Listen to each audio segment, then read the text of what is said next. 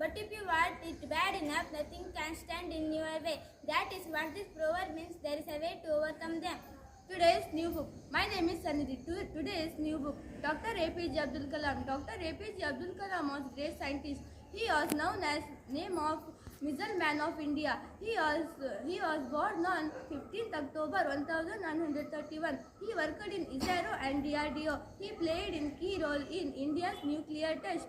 He became the 11th President of India. He inspired millions of students.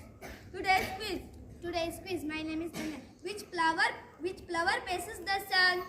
Swasti. Sunflower faces the sun. Who is the father of our nation? Mahatma Gandhi is father of the nation. Who was the first Prime Minister of India?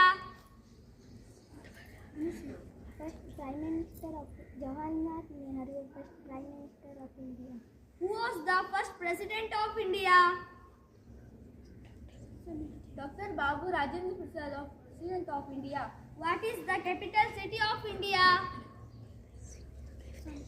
New Delhi is the capital.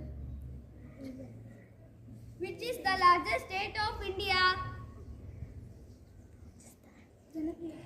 Rajasthan is